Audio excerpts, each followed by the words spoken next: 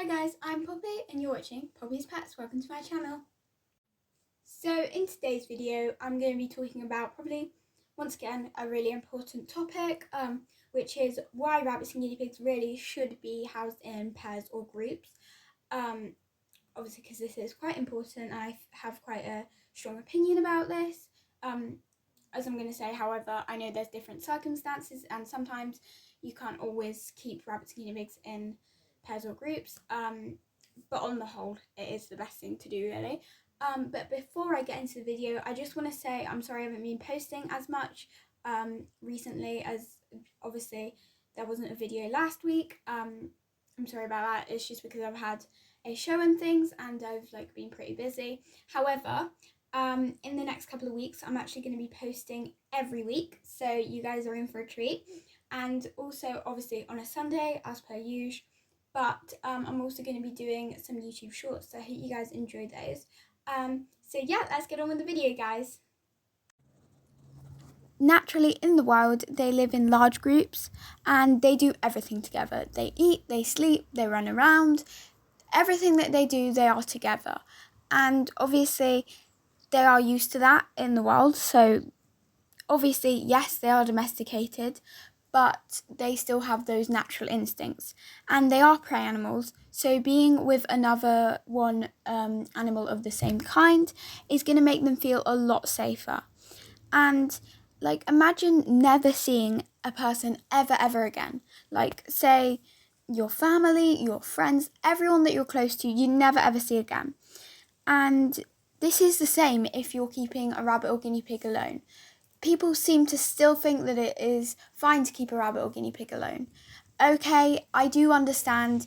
Yes, there are circumstances, for example, if you have had 2 rabbits or 2 guinea pigs and one of them has passed away and the other one's quite old and things, and you're worried that then that one will pass away and then you'll have another one left alone. I understand that, because then it's just a running cycle over and over again.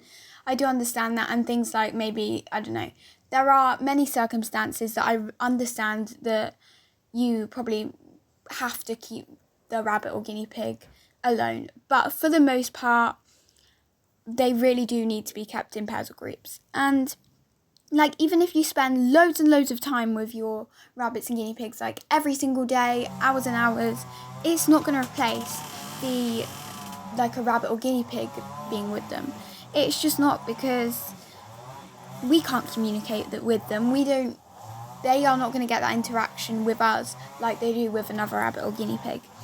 And so they'll be very lonely if, say, most people are going to go out, you can't tell me that, obviously, yeah, you can work from home and things like that, but most people either do go to work, they do go to school, or they just go out for whatever reason. And even if it's only a little bit, they're going to be left alone and they are going to feel very lonely because, as I said, they're very social animals.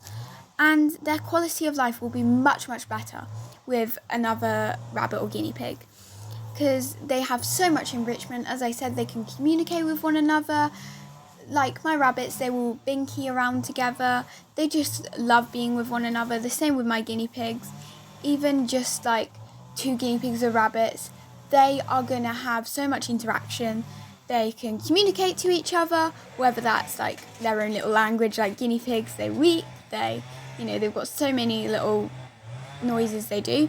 But also with rabbits, if they hear a scary noise, they know that danger's going to come, so they are going to be frightened and they will thump to warn the other rabbit. So that's just one way that they kind of communicate. And obviously you can't really communicate with a rabbit or guinea pig. Yes, you can have a great bond with them like I do with my animals, but it doesn't mean that it's going to replace that.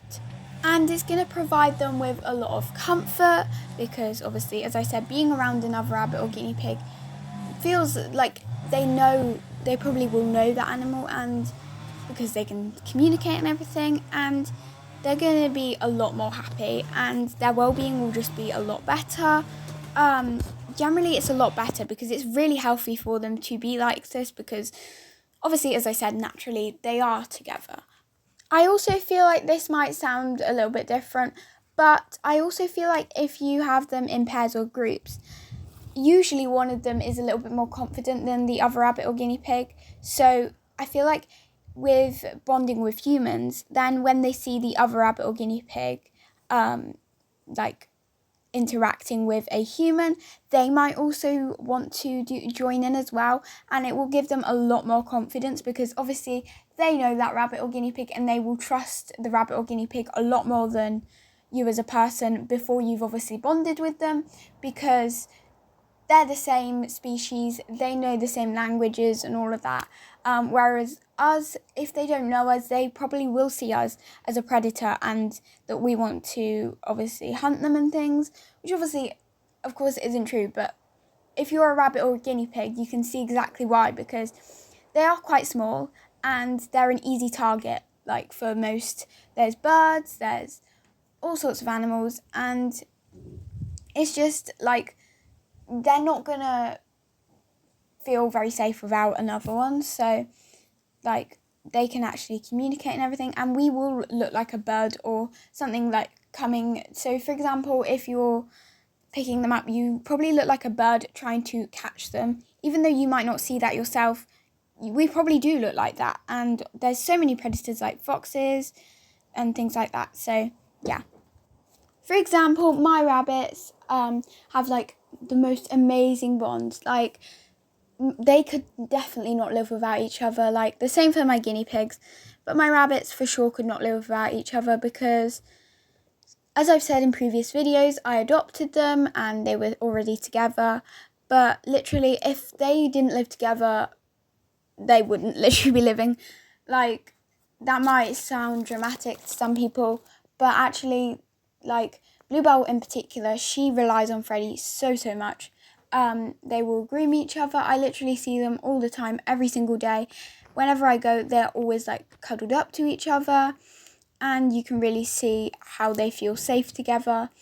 And my bond with Bluebell, I don't think would have been the same if we didn't have Freddie, because I think Freddie definitely, he was always a little bit more confident than Bluebell, so he really showed her that it was nothing to be scared about, and they just love each other so much, and it's really nice to see that. I also really would recommend, with rabbits particularly, keeping rabbits in, if you're keeping them in pairs, a male and female.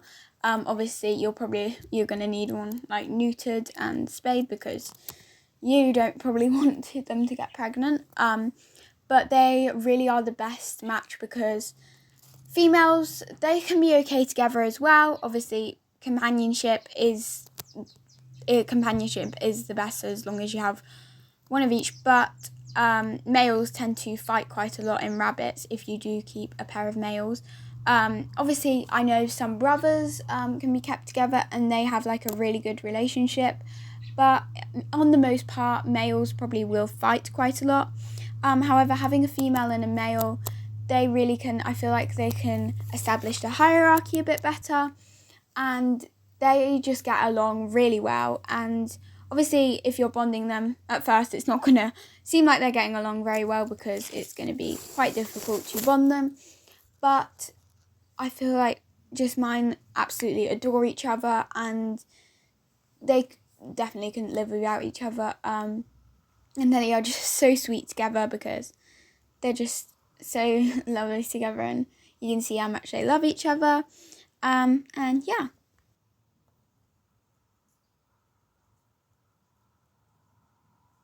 With guinea pigs, I feel like probably keeping a pair of male guinea pigs isn't the best, but I think it can work for some people. Like, my guinea pigs are brothers, and they're typical brothers, honestly. Like, they love each other, but they never show it. Like, they like to pretend they hate each other, but when I like sneakily look and they don't know that I'm looking, they'll be like cuddled up together and they'll be playing together. I think they just like to make the impression that they hate each other, but really they do love each other.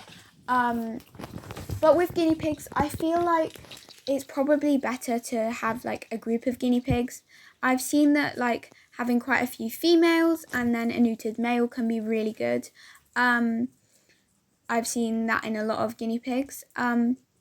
But I think that they can be quite hard to obviously adopt and things, and obviously that's pretty hard to find a group. So a lot of the time you'll probably have to bond a group, and I know that can be pretty difficult. I've never actually done it myself, but that would pretty much freak me out, because I know that there would obviously be a little bit of fighting and things, obviously initially when you bond them. And to be honest, that would scare me too, because you always get kind of worried if they're going to hurt each other or do any damage. I mean, as long as it's done properly, that's fine. Just personally, I think that would be quite difficult, but I would still love to do it myself. But I think a group can be really good for guinea pigs too, so yeah. The main thing I am saying in this video is just, I feel like it is much better for rabbits and guinea pigs to live in pairs or groups. However, I know that rabbits and guinea pigs can live alone and have a really good life, and that they have a great bond with a human who is their main being they are like interacting with, and they really do love that person. However, on the whole, as I'm saying, I just don't feel like humans can replace that rabbit or guinea pig. But just to say, if you have a pair or group of rabbits and guinea pigs, that doesn't mean you can't have a great bond with them too, because I have great bonds with all of my animals.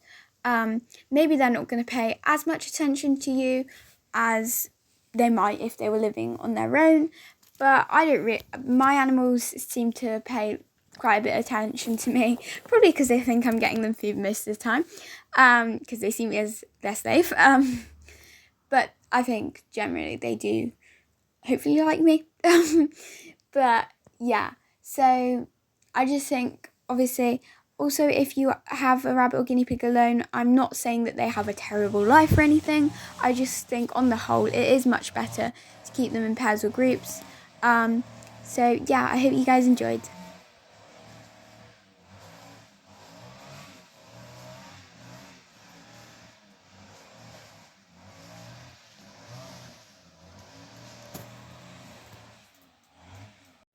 I hope you guys enjoyed today's video, but before I go, please subscribe, because I would really appreciate that, and also subscribe because another thing I want to tell you guys is, if I get to 100 subscribers, I will actually start a vlogging channel where I will actually talk a little bit more about my own personal life, and there'll be more content about me as well as my pets.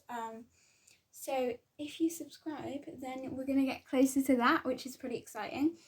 And that will be probably called Poppy's Pets Vlogs, but if I change it, I'll tell you, and I'll tell you all of that information if we get to 100 subscribers, which you guys are the ones that can make that happen. And also, don't forget to give it a big thumbs up if you like it, and hit that little bell so you don't miss out on much more cute content that, trust me, you don't want to miss out on. And I'll see you in the next one, guys. Bye, guys!